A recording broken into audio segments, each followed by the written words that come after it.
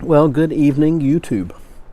This is the Earl of Pipes coming to you on a nice cold Louisiana night. It's about 34, 35 degrees outside, and I am smoking tonight. Not reviewing it, I'm just smoking it for my own pleasure and enjoyment. Some quiet nights, my Lord Latakia himself, GLPs.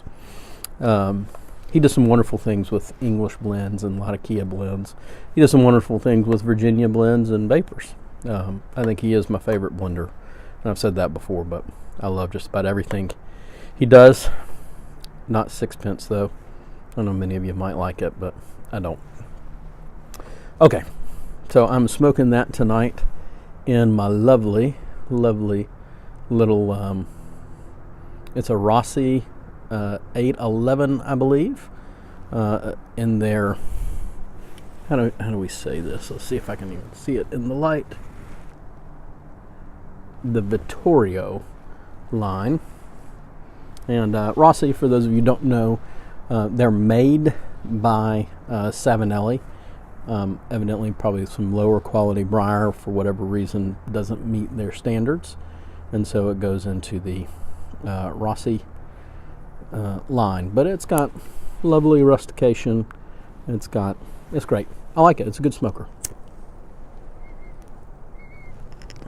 You know, picked it up for like $40.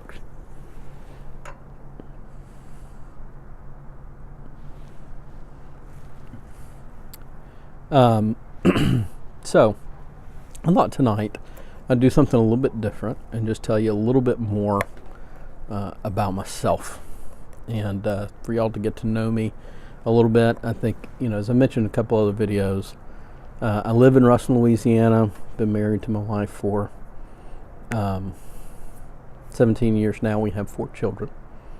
But I grew up in Ruston, moved and lived in Orlando for over a decade. That part's neither here nor there, but Ruston, for those of you, and I would suspect it would be most of you, don't know, Ruston is a small town. And we have about 30,000 residents. And we have about 12 to 15,000 college students that live here in Ruston.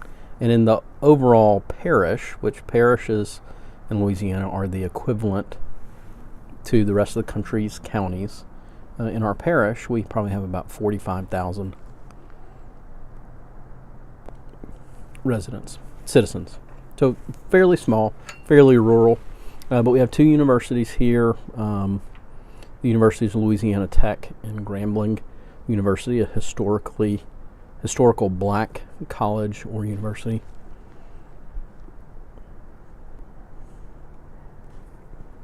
And those are the main economic drivers, really, of our parish. But the reason I give you all that background is, so I grew up here, and my grandfather was a practicing physician in town. And my dad is one of 6 boys. He was the only one to become a lawyer. The rest of my dad's brothers and all my uncles are medical doctors, just like my grandfather.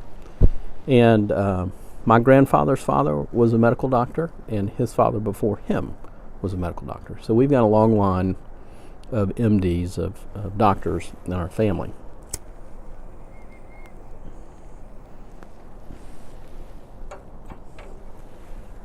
So growing up in a small town, I was constantly asked whether I was going to become a doctor or a lawyer. I chose neither.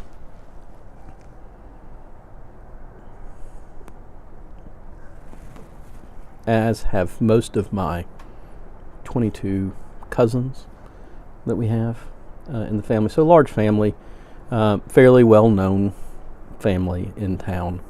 But I give you all that detail because there's a story that I find hysterical, and it's got a point to it, and I'll get to it in just a second. But when my youngest uncle, he was young enough that the age difference between he and I is not so great. that when he got married, I was a flower boy in his wedding, right? So we're probably, do the math, we're probably 16, 17 years apart. But anyway, my Uncle Jimmy was studying, right, and not studying, was taking his medical boards to become a licensed physician. And so he had taken the test and he'd come home. And my grandfather was there, and as I said, my grandfather practiced medicine for nearly 40 years. And 40, I don't know if I pronounced that correctly. I may have said 4, but I meant 40 years.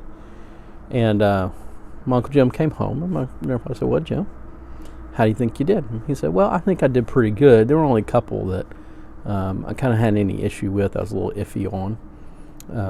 And so he said, "Okay, well, tell me about one of them." And he said, "Well, it was a medical slide that I had in front of me, a tissue sample. And we looked at it, and it gave us all the symptoms and all the relevant information.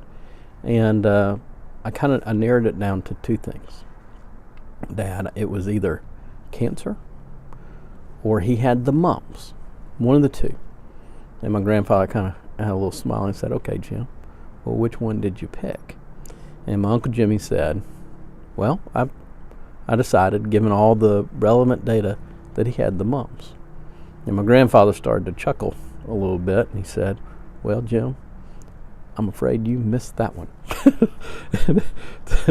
To which my Uncle Jimmy was like, "What?